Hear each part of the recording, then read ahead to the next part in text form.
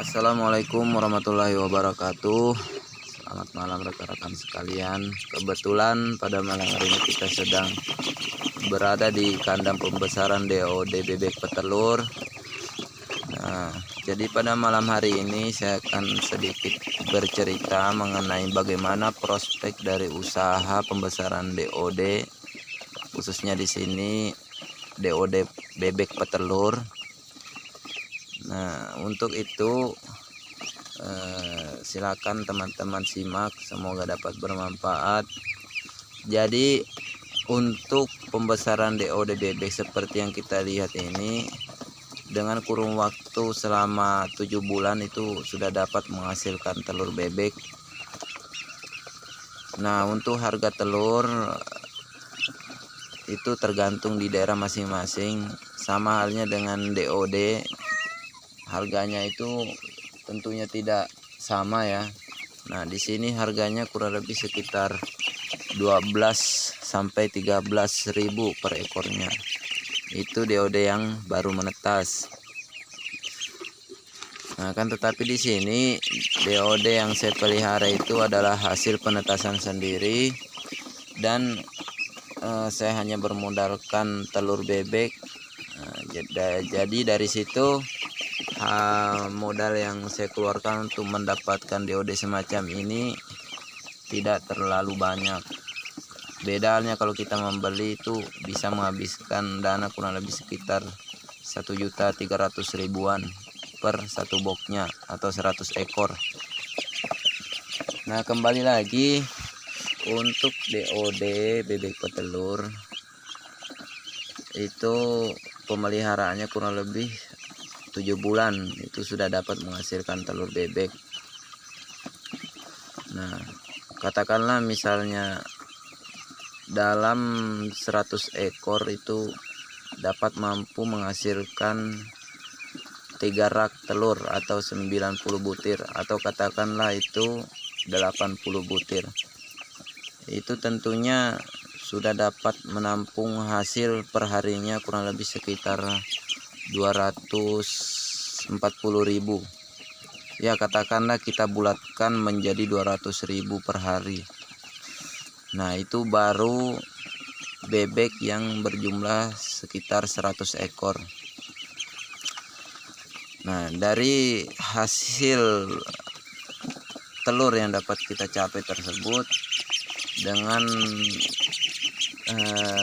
hasil mencapai, ya katakanlah itu kita bulatkan 200.000 per harinya. Kalau kita hitung, kita kalkulasi per bulannya itu mencapai 6 jutaan. Itu real ya. Itu sudah saya kurangi hasil dari telur yang dapat kita peroleh dalam 100 ekor bebek petelur. Beda halnya apabila kita memelihara dengan skala besar, misalnya 1000 ekor, itu keuntungannya lebih besar lagi. Nah, kan tetapi di sini kita berbicara pembesaran bebek skala kecil, dan yang sekarang bertelur di tempat saya itu bebeknya hanya berjumlah kurang lebih sekitar 50 ekor.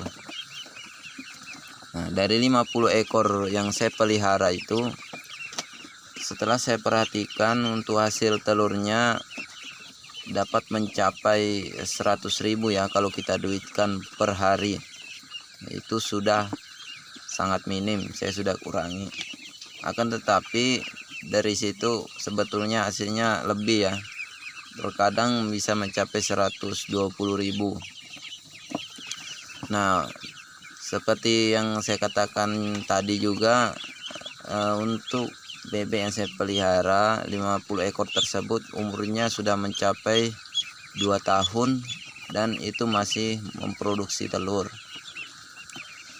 Nah, kalau kita kalkulasi lagi, kita kurangi misalkan dari bebek tersebut yang hanya dapat mampu menghasilkan telur selama 1 tahun, tentunya masih dapat menghasilkan keuntungan yang lumayan banyak.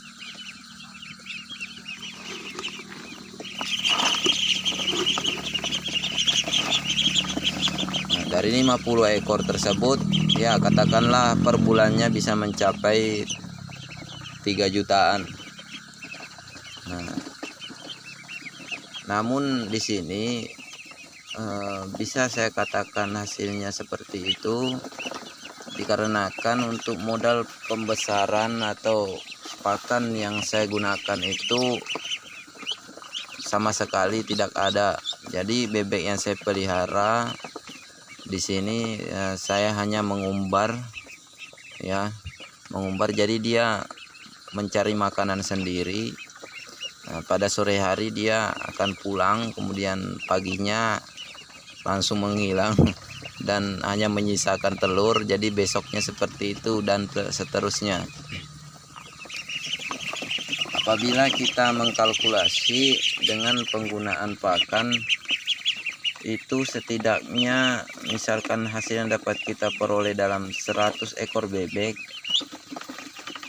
6 juta per bulan, berarti kita kurangi separuh. Nah, 3 jutanya itu adalah sebagai modal untuk pembelian pakan. Namun di sini untuk pembelian pakan itu dapat kita kurangi modalnya dengan cara membuat pakan sendiri. Nah, tentunya di situ untuk modal dalam pemberian pakan itu lebih minim lagi. Yang misalkan tadinya 3 juta kemungkinan hanya mencapai 2 jutaan saja.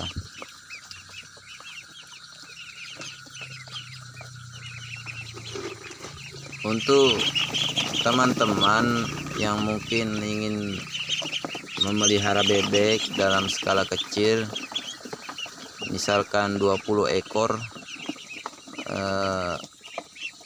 saya rasa dapat menutupi kebutuhan dapur kita.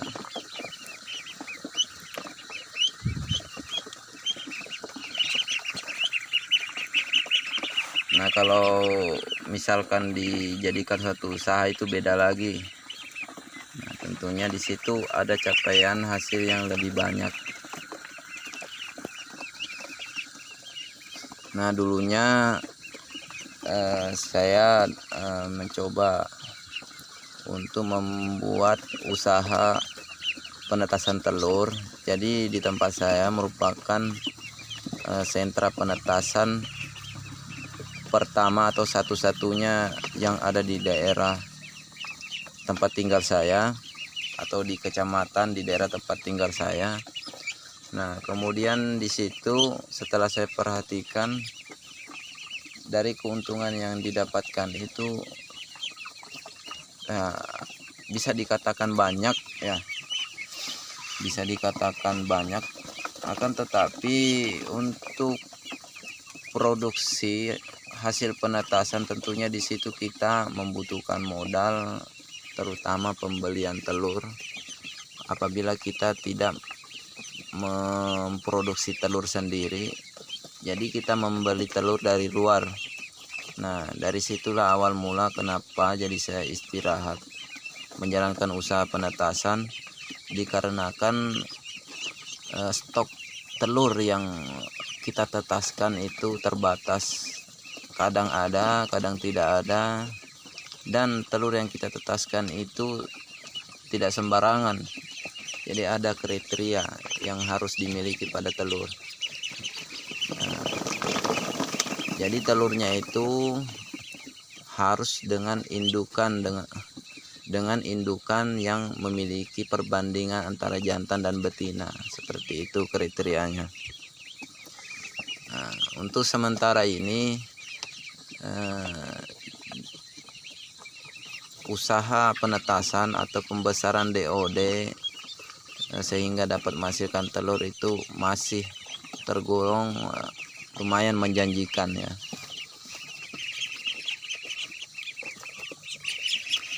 Nah, dari sini sebetulnya usaha pembesaran DOD seperti ini itu bukan untuk saya hanya membantu untuk memelihara, dan hasilnya nanti untuk orang tua. sembari kita memberikan contoh pengalaman atau berbagi pengalaman lah tentunya pada teman-teman. Di sini juga saya berusaha untuk dapat membantu, terutama dalam hal usaha pembesaran DOD.